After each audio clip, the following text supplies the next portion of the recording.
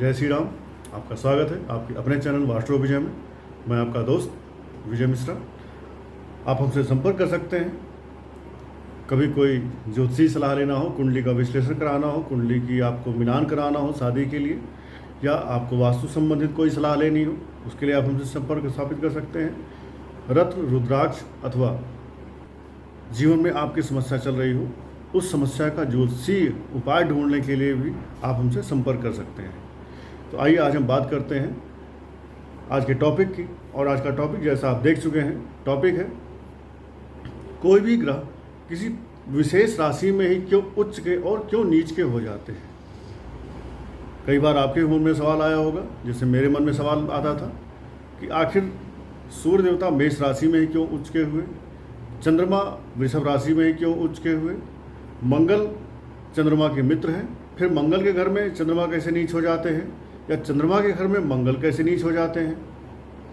इसी प्रकार बुध और शुक्र आपस में मित्र हैं, लेकिन शुक्र महाराज बुध के घर में आके नीच हो जाते हैं, और बुध महाराज जब 12वें नंबर की राशि में जाते हैं वहाँ नीच हो जाते हैं, जबकि वो गुरु जो कि नैसर्गिक शुभ ग्रह हैं उनकी राशि है। तो कई सारे सवाल आपके मन में आते हैं, ऐसे मेरे मन में भी आते थे। तो हमने भी उसके लिए कुछ ढूंढा, कुछ सर्च किया और थोड़ा सा अपने आसपास के वातावरण के रिश्तों को समझा, ग्रहों के कारक तत्वों को समझा। उसके आधार पे आज हम आपके लिए थोड़ा सा कुछ जानकारी लेके आए हैं जो आपका ज्ञानवर्धन करेगी, आई होप। और इस ज्ञानवर्धन से आपको समझने में आसानी होगी कि कोई भी ग्रह पर्टिकुलर किसी राशि में क्यों उच्च का होता है और क्यों एक विशेष डिग्री तक उच्च का होता है, उस डिग्री के बाद वो नीच हो जाता है। अच्छा, आप सभी जान ही चुके होंगे कि 12 राशियां होती हैं और 12 राशियां 9 ग्रहों के साथ जुड़ी हुई हैं, और वो 9 ग्रह किसी राशि में उच्च के होते हैं, और जिस राशि में उच्च के होते हैं उसी से 6 घर आगे वो जाकर के नीच हो जाते हैं, और जिस डिग्री पर वो उच्च के होते हैं उससे 6 राशि आगे जहाँ वो नीच होते हैं उस राशि में उसी डिग्री तक वो नीच के होते हैं। जैसे सूर्य महाराज मेष राशि में उच्च के होते हैं, और कितने डिग्री तक होते हैं, 10 डिग्री तक उच्च के होते हैं। तो एक मेष राशि अर्थात 1 नंबर, यहाँ से 6 घर आगे जाएंगे तो शुक्र महाराज की तुला राशि आएगी। तुला राशि में 10 डिग्री तक सूर्य देवता नीच के रहेंगे। क्यों?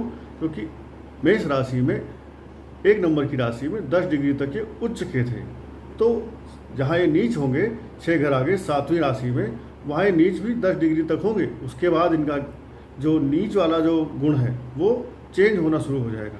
या आप ऐसा कह सकते हैं कि 10 डिग्री पर मेष राशि में सूर्य देवता परम उच्च के होंगे, और तुला राशि में 10 डिग्री पर ये परम नीच हो जाएंगे। उसके बाद इनका असर उच्च का हो या नीच का हो वो कम होना प्रारंभ हो जाएगा। तो उच्च और नीच, उनके पर्टिकुलर राशि, उनके पर्टिकुलर अंश, इस पर हम आज बात करेंगे। तो हम शुरुआत करते हैं सूर्य देवता से ही। सूर्य देवता मेष राशि में उच्च के होते हैं। क्यों होते हैं? क्योंकि सूर्य देवता अर्थात ऊर्जा, सूर्य देवता अर्थात सौर्य, सूर्य देवता अर्थात राजा। अब राजा कहाँ पर जाकर के अपने को और उच्च महसूस करेगा? अगर राजा अपनी पत्नी चंद्रमा के घर में जाएगा तो उच्च होगा? नहीं होगा, क्योंकि वो अमावस हो जाएगा। अगर सूर्य और चंद्रमा एक साथ आ रहे हैं तो अमावस हो जाता है। राजा अपनी रानी के पास जाएगा तो उच्च का नहीं रहेगा। राजा अपने गुरु के घर जाएगा तो गुरु के ज्ञान के नीचे दब जाएगा, वहाँ भी उच्च नहीं हो सकता। राजा अगर शुक्र के घर जाएगा तो भोग विलास भी है, प्लस वो भी गुरु है, वहाँ भी उच्च का नहीं हो सकता। राजा अगर बुध के घर में जाएगा तो बेटे का घर है, वहाँ भी उच्च नहीं हो पाएगा। राजा अगर शनि के घर में जाए, शनि एक दास है, दास के घर में जाकर के राजा उच्च नहीं हो पाएगा। क्यों? क्योंकि राजा का घर, राजा का रहन सहन, और एक दास का घर, दास का रहन सहन, वहाँ वो अपना हेडक्वार्टर या अपना उच्च स्थान नहीं बना सकता। तो राजा कहाँ होगा उच्च? राजा की जो मैत्री है, राजा के जो गुणधर्म है, राजा का जो एलिमेंट है, सूर्य अग्नि तत्व का ग्रह है और मंगल अग्नि तत्व का ग्रह है। राजा सूर्य, मंत्री सेनापति मंगल। तो राजा जाएंगे मंगल के पास, जब इसीलिए सूर्य देवता मंगल की मेष राशि में जाते हैं तब ये उच्च के हो जाते हैं। क्यों? क्योंकि ये सेनापति के घर में गए हैं और सेनापति अपने आप में एक साहस का, ऊर्जा का और फायर एलिमेंट का भंडार है। दूसरा, काल पुरुष की कुंडली अगर आप देखेंगे तो काल पुरुष की कुंडली में पहले घर में होता है मेष राशि और पहला घर अर्थात पूरब दिशा। सूर्य देवता पूरब दिशा से निकलते हैं, sun rises from the east. तो सूर्य देवता जिस दिशा से उग रहे हैं उस दिशा में अभी अगर आप देखेंगे तो आपका जो पहला घर होगा जो पूरब दिशा में आता है वो होता है आपका फर्स्ट हाउस। फर्स्ट हाउस ही आपके घर में पूरब को दिखाता है। इट मीन्स सूर्य देवता जिस दिशा से निकल रहे हैं, जिस राशि से, जिस भाव से निकल रहे हैं वो है मेष राशि। इसलिए सूर्य देवता मेष राशि में जाकर के उच्च के हो जाते हैं। अब उच्च के वो 10 डिग्री तक ही क्यों रहते हैं? क्योंकि कोई भी आदमी, आप देखें, कोई भी क्रिकेट में भी देखें ना, कोई भी बैट्समैन चौका छक्का मारता है ना तो लगातार नहीं मारता। एक चौका, दो छक्के, एक चौके, दो चौके, एक छक्का, दो छक्का, 5, 10 छक्के, 5 छक्के मारने के बाद वो थोड़े टाइम के लिए अपने आप को लो प्रोफाइल में लाता है, अपने आप को थोड़ा सा पॉज लेता है। इसी तरह से सूर्य देवता भी जब मंगल के मेष राशि में जाएंगे तो 10 डिग्री तक वो अपना परम उच्च बना के रखेंगे। 10 डिग्री के बाद अब वो राजा है। राजा तो ज़्यादा काम नहीं करेगा ना। राजा, सपोज मोदी जी अगर अमित शाह के साथ कभी मीटिंग करते हैं तो वो मीटिंग पर सबकी नज़र लग जाती है, आखिर ऐसा क्या है जो अमित शाह और मोदी जी आज मीटिंग कर रहे हैं और कुछ डिस्कस कर रहे हैं, तो हर किसी के दिमाग में चीज़ें चलने लगती हैं। उसी प्रकार से राजा सूर्य जब सेनापति मंगल के घर में जाएंगे तो 10 डिग्री तक वो अपना मीटिंग करेंगे, बात करेंगे और सूर्य देवता अपनी एनर्जी, अपना आदेश मंगल को ट्रांसफ़र कर देंगे। उसके बाद 10 डिग्री ख़त्म, अब सूर्य देवता रिलैक्स मूड में आ जाएंगे। इसलिए अब वो उच्च वाली फीलिंग नहीं रह जाएगी। अब वो उच्च की राशि ज़रूर है लेकिन उच्च वाली फीलिंग यहाँ से ख़त्म होना शुरू होती है। ऐसे ही अब सूर्य देवता जब 7 नंबर की राशि में जाएंगे अर्थात सूर्य देवता की भोग विलास, जब राजा भोग विलास में चला जाएगा तो राजा की शक्तियाँ कम हो जाती हैं, शिथिल हो जाती हैं। कितने ऐसे राजा, महाराजा, नवाब आपने देखे जिन्होंने भोग विलास के चक्कर में अपना रजवाड़ा लुटा दिया, उनके प्रजा भूखों मर गई। तो राजा जब भोग विलास की राशि में अर्थात तुला राशि में जाएगा तो वहाँ पर नीच का हो जाएगा। लेकिन नीच कहाँ होगा? 10 डिग्री तक ही होगा। 10 डिग्री मीन्स राजा गया, भोग विलास किया, उसके बाद उसका आँख, नेत्र ओपन हुआ, अरे ये मैं क्या कर रहा हूँ, मैं तो राजा हूँ, मुझे अपनी प्रजा को संभालना है, अपने राज्य को संभालना है। तो 10 डिग्री के बाद फिर से वो आंखें खोलता है और अपनी पिक्चर में वापस आने का प्रयास करता है। इसलिए सूर्य देवता 10 डिग्री तक नीच के होते हैं। उसके बाद फिर वो नीचता को धीरे धीरे कम करते हुए अपने को नॉर्मल करना प्रारंभ कर देते हैं। अब इसी कड़ी में सूर्य देवता जब 12 बजे के बाद परम तेजस्वी हो जाते हैं, 12 बजे के बाद कहाँ जाते हैं? वो कुंडली के 10वें घर में जाते हैं। इसलिए जहाँ पर सूर्य देवता पूर्ण ऊर्जा के साथ बैठेंगे अर्थात दोपहर के सूर्य, वहाँ पर वो दिग्बल भी प्राप्त कर लेते हैं। ठीक है, तो दिग्बल कहाँ मिलता है? उनको 10वें घर में मिलता है। 10वें घर अर्थात ये भी मंगल की उच्च राशि है। ठीक है ना, तो सूर्य देवता मंगल की उच्च राशि में या उच्च राशि वाले भाव में अर्थात काल पुरुष की कुंडली की 10वां घर जो है वहाँ पर सूर्य देवता दिग्बली हो जाते हैं, उनको दिग्बल भी वहाँ पर प्राप्त हो जाता है। आई होप आप ये बात समझ रहे होंगे। तो सूर्य देवता उच्च हुए मेष राशि में, ऊर्जा के घर में, अस्त हुए भोग विलास के घर में, दिग्बल पाए शनि की 10 नंबर राशि में जहाँ पर मंगल महाराज उच्च होते हैं। तो आप समझ पा रहे होंगे कि किस तरह से ऊर्जा, कारक तत्व, ग्रह, राशियाँ आपस में इंटरकनेक्टेड हैं। अब अगर चंद्र देवता की बात करें, चंद्रमा कहाँ उच्च के होते हैं? चंद्रमा होते हैं वृषभ राशि में। अब वृषभ राशि क्या है? वृषभ राशि होती है इंसान की पत्नी। ठीक है, और वृषभ राशि में चंद्रमा उच्च होते हैं 3 डिग्री तक। और इससे अगर वृषभ राशि से आगे देखेंगे 6 घर, तो आएगी 8 नंबर की वृश्चिक राशि, जो कि मंगल की है। तो मंगल की राशि में नीच के होते हैं 3 डिग्री तक। 3 डिग्री के बाद ये नीचता इनकी कम होना स्टार्ट हो जाती है। तो नीच क्यों होंगे? क्योंकि चंद्रमा अर्थात आपकी माता, ठीक है, माता जब आपके मंगल के घर में गई, अर्थात मंगल मीन्स ऊर्जा, मंगल मीन्स मार काट झगड़ा लड़ाई, सेनापति। तो एक माता जाकर के सेनापति के घर में क्या करेगी? अगर किसी ऐसे घर में जहाँ पर आर्मी के लोग बैठे हों, कमांडोज बैठे हों, गोली बम बारूद की बातें कर रहे हों, वहाँ पर एक महिला आ जाए, एक साधु संत आ जाए, तो एक साधु संत या एक महिला अगर किसी ऐसे की जगह पे आ जाए तो उसको वहाँ पर आकर के वो अच्छी फीलिंग ही नहीं महसूस होगी। उसको लगेगा मैं कहाँ आ गई। तो जहाँ पर जो प्लेनेट अच्छा फील नहीं करता वहीं पर वो नीच का हो जाता है। इसलिए चंद्रमा मंगल की राशि में आकर के नीच हो जाते हैं, भले ही आप उसमें परम मित्र हैं। अब चंद्रमा आपके वृषभ राशि में जाकर के उच्च के हो जाते हैं। क्यों? क्योंकि वृषभ अर्थात एक तरह की शुक्रदेव की राशि है। शुक्रदेव की राशि से कहीं ना कहीं शुक्र मीन्स रोमांस, भोग, ऐश्वर्य। तो हर इंसान आप देखेंगे तो जीवन में एक समय आता है कि भोग, विलास, ऐश्वर्य चाहता ही चाहता है। और चंद्रमा तो इतने बड़े भोगी गए हैं, चंद्रमा इतने बड़े रोमांटिक हैं कि चंद्रमा की 27 पत्नियां थी। तो जिस आदमी की 27 पत्नियां होंगी वो इंसान कहाँ उच्च होगा जाके? जाहिर सी बात है, शुक्र की राशि वृषभ राशि में हुई वो जाकर के, अर्थात जिस इंसान की 27 पत्नियां हों वो इंसान कहाँ जाके उच्च होगा? सिंपल सी बात है, शुक्र देवता की राशि में उच्च होगा।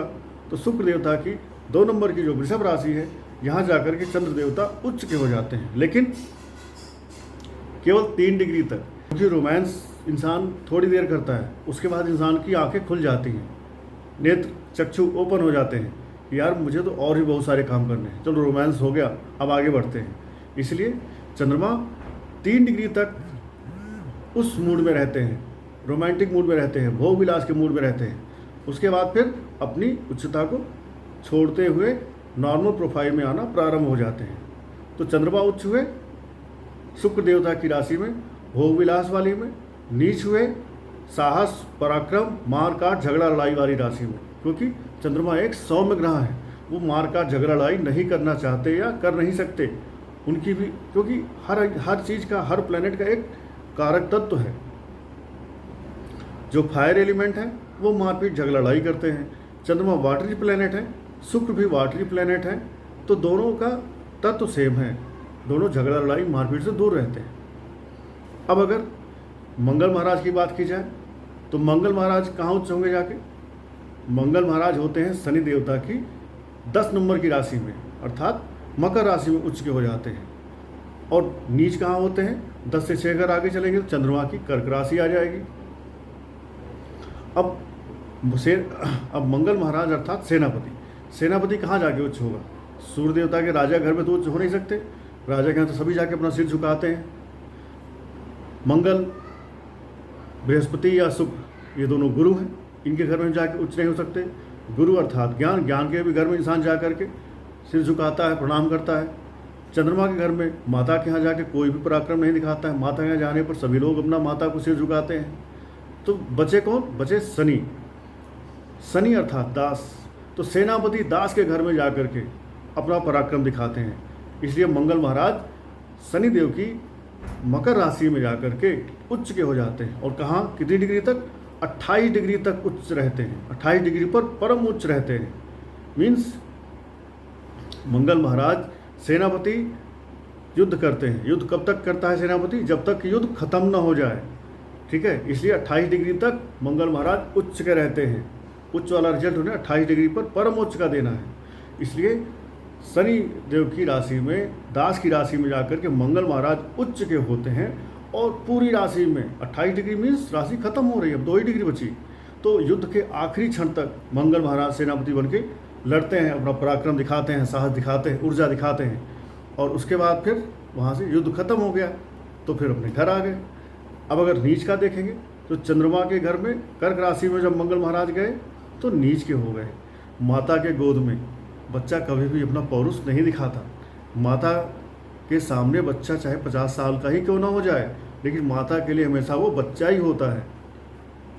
इसलिए मंगल महाराज जब चंद्रमा अर्थात माँ की राशि में जाते हैं तो ये नीच हो जाते हैं, क्योंकि अब इनका मुख्य तत्व है वो फायर है, मारपीट है। फायर एलिमेंट का प्लैनेट वाटरी पानी वाले जल वाले घर में चला गया, माता के घर में चला गया। अब उसकी एनर्जी सब भूल जाएगी। जैसे हनुमान जी अपनी शक्तियाँ भूल जाते थे, ऐसे ही मंगल महाराज अपनी शक्तियाँ अब डिलीट करके कहीं एक किनारे रख देंगे, भूल जाएंगे, इसलिए वो नीच के हो जाते हैं। तो मंगल महाराज वहाँ जा कर के अपनी एनर्जी को यूज नहीं करते हैं। अगले हैं बुध महाराज। बुध महाराज अपनी ही कन्या राशि में मूल त्रिकोण में जाते हैं, अपनी ही कन्या राशि में ये उच्च के हो जाते हैं, और 6 घर से 6वीं राशि से जब 6 घर आगे चलते हैं तो गुरु की राशि आती है, अर्थात मीन राशि। मीन राशि में जाकर के ये नीच हो जाते हैं। तो बुध महाराज 15 डिग्री तक उच्च के होते हैं, 15 डिग्री पे परम उच्च हो जाते हैं, और 15 डिग्री के बाद ये थोड़ा सा अपनी उच्चता को डाउन करते हैं, और मीन राशि में 15 डिग्री पे परम नीच होते हैं। 15 डिग्री के बाद वहाँ पे फिर ये नॉर्मल होना शुरू हो जाते हैं। क्यों? क्योंकि बुध अर्थात एक बुध को ज्योतिष में बालक, किशोर बालक, नपुंसक कहा गया है। तो एक बालक अपने बेस्ट फॉर्म को कहाँ दिखा पाएगा? बालक जाकर के अपने पिता राजा के सूर्य के घर में जाएगा, तोड़ फोड़ करेगा, राजा उसको डांटेगा। बालक जाके चंद्रमा के माता के घर में अगर तोड़ फोड़ करेगा, श्राद्ध करेगा, माता भी उसको थोड़ी देर बाद कान ऐठेगी। तो बुध महाराज अपने घर में, बच्चा अपने घर में कुछ भी तोड़े फोड़े जोड़े लड़ाए गिराए शरारत कर सकता है। इसलिए बुध महाराज अपनी इस राशि में, कन्या राशि में उच्च के होते हैं, लेकिन कब तक?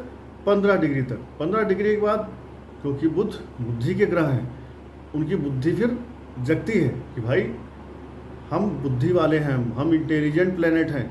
तो अपनी इंटेलिजेंसी को यूज करना जहाँ से शुरू करते हैं, वहाँ से फिर ये अपने को नॉर्मल करना शुरू करते हैं। वहाँ से शरारत, नपुंसकता या बालपन, बच्चों वाली हरकतें बंद हो जाती हैं। इसलिए बुध महाराज अपनी राशि में 15 डिग्री के बाद नॉर्मल और 15 डिग्री पे परम उच्च। अब अगर नीच का देखेंगे तो बुध महाराज जब गुरु के घर में जाएंगे, गुरु के सामने हर कोई सिर झुकाता है, गुरु जी प्रणाम। तो जब बुध महाराज भले ही बुद्धि वाले हैं, लेकिन जब ज्ञान के घर में बृहस्पति की राशि में गए तो वहाँ पर तो इनको सरेंडर मोड में रहना है, इसलिए वहाँ पर जा कर के ये नीच के रहते हैं। आपने देखा होगा यदि किसी गुरु, महागुरु, महान संत के पास कितना भी बड़ा वो गैंगस्टर ही क्यों ना हो, कोई डॉन ही क्यों ना हो, लेकिन जब उनके वहाँ जाता है, मंदिर मस्जिद में, गुरुद्वारे में जाता है, जो भी उसका धर्म है, तो वहाँ जा कर के वो एकदम सीधा साधा हो जाता है, सर झुकाता है। इसलिए बुध महाराज भी गुरु की राशि में जा कर के अपनी नैसर्गिक क्वालिटी को छोड़ देते हैं और बन जाते हैं एक सीधा साधा अच्छा बच्चा, इसलिए वहाँ पे वो नीच के हो जाते हैं। नेक्स्ट अगर देखेंगे गुरुदेव बृहस्पति कहाँ उच्च के होते हैं? गुरुदेव बृहस्पति उच्च के होते हैं चंद्रमा के घर में। क्यों? चंद्रमा मन सो जाता, चंद्रमा मन का कारक है, और गुरु है ज्ञान। किसी के पास ज्ञान बहुत सारा हो, लेकिन वो मन से विचलित हो, डिप्रेस्ड हो, मन से वो परेशान हो, तो उसका ज्ञान उसके काम नहीं आएगा। इसलिए गुरुदेव बृहस्पति जब चंद्रमा के घर में जाते हैं तो मन और ज्ञान दोनों मिल करके फिर फ्रीक्वेंसी को बनाते हैं, मैच करते हैं, और यहाँ से जब फ्रीक्वेंसी मैच होती है तब ये बनता है रेजोनेंस।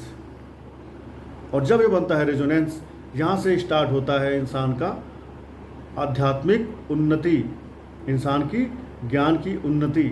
इसीलिए चंद्रमा के मन के घर में जाकर के गुरुदेव बृहस्पति ज्ञान और मन का मिक्स करके एक ऐसा जॉइंट प्रोडक्ट बनाते हैं जो इंसान को सबसे आगे लेके जाता है, और इंसान की प्रतिभा का, ज्ञान का दुनिया लोहा मानती है।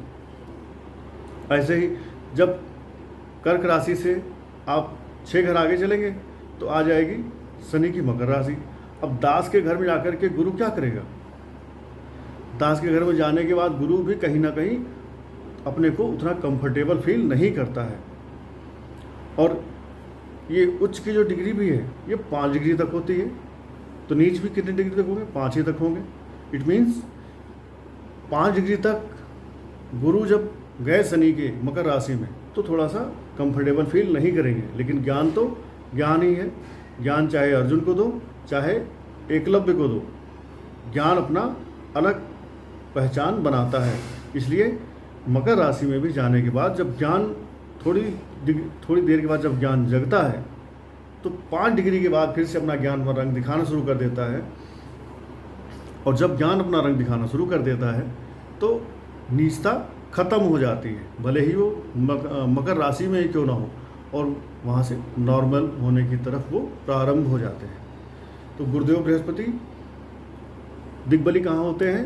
गुरुदेव बृहस्पति दिग्बली होते हैं ज्ञान के साथ आपके लग्न में, अर्थात आपके पहले भाव में। क्यों?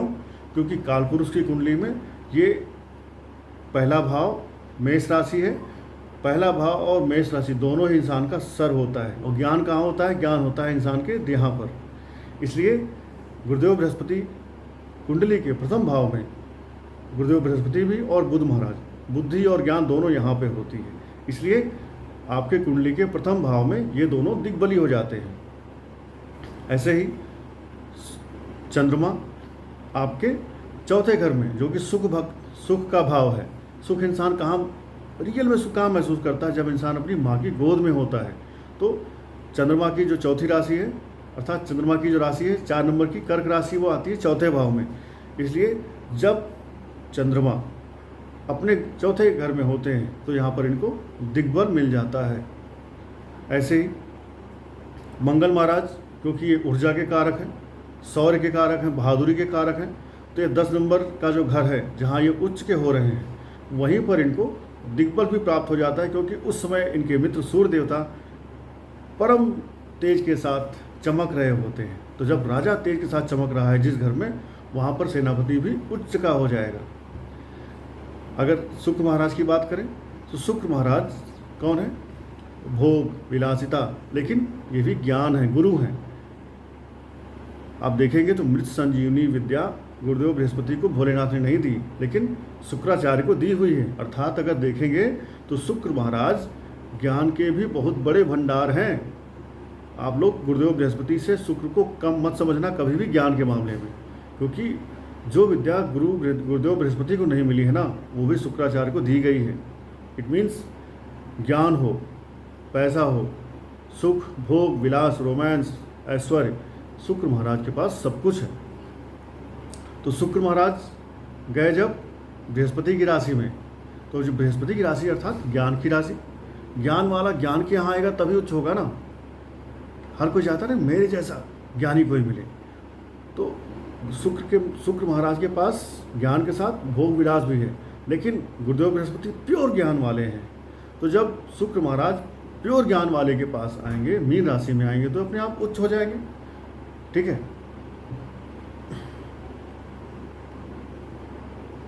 और कहाँ तक उच्च होंगे?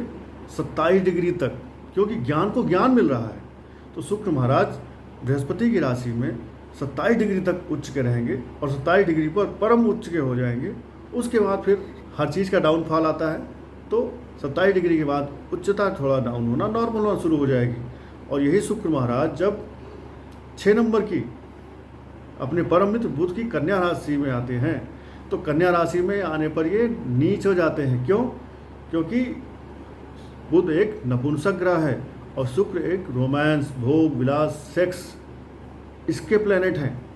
तो जब शुक्र महाराज बुध के यहाँ आए तो उनको लगा यार ये तो मेरे सिलेबस की चीज़ ही नहीं है, ये तो आउट ऑफ द सिलेबस घर में आ गया। मैं यहाँ पे आके मैं करूँ क्या? नो रोमांस, नो भोग, नो विलास। लेकिन 27 डिग्री 27 डिग्री के बाद उनको भी ये रियलाइज़ होता है कि हाँ ये बुद्धि का घर है। प्लस 15 डिग्री के बाद बुध महाराज भी अपने आप को मैच्योर दिखाते हैं। तो 27 डिग्री के बाद शुक्र महाराज बुध के जब कन्या राशि में आते हैं तो अपने आप को ये भी थोड़ी सी नॉर्मल होने की तरफ ले जाते हैं। तो शुक्र महाराज इस तरह से अपने दुश्मन गुरु की राशि में तो उच्च के होते हैं, और मेरे परम मित्र बुध की राशि में नीच हो जाते हैं। अगर शनि महाराज की बात की जाए, शनि अर्थात दास, शनि अर्थात गुलाम, शनि अर्थात दंडाधिकारी, धर्मराज। अब शनि देवता जब शुक्र की राशि में गए, जीवन में भोग विलास कौन नहीं करना चाहता, कौन नहीं चाहता कि वो भी अच्छा खाए, अच्छा पिए, अच्छा जिए। तो नौकर लोग, दास लोग, आप देखेंगे अंबानी का घर जो है ना, एंटीलिया इतना बड़ा है, उसमें नौकरों के रहने के लिए उन्होंने कई फ्लोर दे रखे हैं। उन फ्लोर्स में नौकरों की ही फैमिली रहती है। तो आप देखें नौकर कई बार ना मालिक से अच्छा खाते हैं, मालिक से अच्छी चीज़ें वो एंजॉय करते हैं। और पुराने समय में आपने देखा होगा कई बार जो राजाओं की या राजकुमारियाँ थी या जो राजाओं की पत्नियाँ होती थी, रानियाँ होती थी, या नवाबों की जो पत्नियाँ होती थी, कई बार वो राजा अपने काम में, राज्य में ही इतने बिजी रहते थे कि उनको टाइम नहीं मिलता था। तो नौकरों से वो कहीं ना कहीं सेट हो जाती थी, नौकरों से वो प्रेम में पड़ जाती थी और नौकरों के साथ वो कई बार रोमांस कर लेती थी। या राजाओं की जो बेटियां, राजकुमारियां होती थी, कई बार वो नौकरों के साथ शादी करने के लिए भी आतुर हो जाती थी, शादी कर लेती थी या कहीं भाग जाती थी। तो दास जो होता है वो हमेशा लालायित रहता है अपने जीवन में भोग विलास के लिए। इसलिए शनिदेव शुक्र की राशि में जाकर के 20 डिग्री तक उच्च के होते हैं। लेकिन 20 डिग्री के बाद जब इंसान का जीवन का 2/3 खत्म हो जाता है तो इंसान को लगता है कि यार बहुत भोग विलास कर लिया, अब कुछ आगे सुधारा जाए, नहीं तो किसी दिन राजा ने पकड़ लिया तो सूली पर चढ़ा के गर्दन काट देगा। ठीक है ना। इसलिए शनि महाराज शुक्र की राशि में 7 नंबर की राशि में जाकर के उच्च के हो जाते हैं। लेकिन ये तुला राशि है, तुला राशि बैलेंस करने की राशि होती है। तो यहाँ से शनि की जब आंखें खुलती हैं तो वो एक धर्माधिकारी भी हैं, दंडाधिकारी भी हैं। तो वो सोचते हैं कि अब इसको बैलेंस किया जाए, अब थोड़ा सा अपने को नॉर्मल किया जाए, लाइफ में जिस चीज़ के लिए हम जाने जाते हैं उस पर ध्यान दिया जाए। इसलिए शुक्र महाराज की राशि में शनिदेव 20 डिग्री के बाद अपने उच्चता से थोड़ी सी नॉर्मलसी की तरफ ले जाते हैं। और यही शनिदेव जब यहाँ से 6 घर आगे मंगल की मेष राशि में पहुँचते हैं तो वहाँ ये नीच के हो जाते हैं। क्यों? क्योंकि मंत्री के घर में जाकर के दास कभी ऊंचा हो सकता है? मंत्री के घर में जाकर के दास कभी ऊंचा बोल नहीं सकता। तो वहाँ पर जाकर उच्च कैसे होगा? वहाँ जाने के बाद उसको हमेशा हाथ जोड़े खड़े रहना है, जी हुजूर, जी हुजूर, जी मालिक, जी sir, yes sir, sorry sir, यही बोलेगा ना। कोई भी एम्प्लॉय अपने बॉस की केबिन में जाकर के क्या बॉस की कुर्सी पर बैठता है? एम्प्लॉय बॉस के केबिन में जाकर के बॉस के सामने हाथ जोड़ लेता है या नॉर्मल खड़े होकर के उसकी बातों को सुनता है, yes sir, no sir, sorry sir बोलता है। Hope you are getting my points. और इसीलिए शनि देवता 7वें घर में आकर के दिग्बली भी हो जाते हैं। क्यों? क्योंकि 7वां घर है, यहाँ पर सूर्य देवता अस्त होते हैं। और जब सूर्य अस्त होता है तब शनि मस्त होता है। सूर्य अस्त, शनि मस्त। जहाँ पर उजाला है वहाँ पर शनि ऑलवेज वीक होता है, जहाँ पर अंधेरा है वहीं पर शनिदेव मजबूत होते हैं। इसलिए 7वें घर में सूर्य अस्त तो शनिदेव मस्त। अब शनिदेव यहाँ से दिग्बली भी हो जाते हैं। तो आपने जाना सूर्य, चंद्रमा, मंगल, बुध, गुरु, शुक्र, शनि, ये कहाँ उच्च के होते हैं, कहाँ नीच के होते हैं, कहाँ दिग्बली होते हैं। अब शुक्र महाराज भी 4 नंबर का जो चौथा घर है, सुख भोग विलास वाला, माता का घर, वहाँ जाकर के शुक्र महाराज भी दिग्बली हो जाते हैं। क्योंकि भोग विलास सुख देने वाला आदमी सुख वाले घर में ही तो दिग्बली होगा, वो क्या लड़ाई वाले घर में जाके दिग्बली होगा? नहीं ना। इसलिए ये था एक मेरा प्रयास आप सबको समझाने का कि आप कैसे समझें कौन सा ग्रह कहाँ पे ऊंचा नीचा दिग्बली होता है, कितनी डिग्री तक होता है और क्यों उसी राशि में होता है। धन्यवाद। जय श्री राम। अपना समय देते रहें, अपना सहयोग बनाए रखें।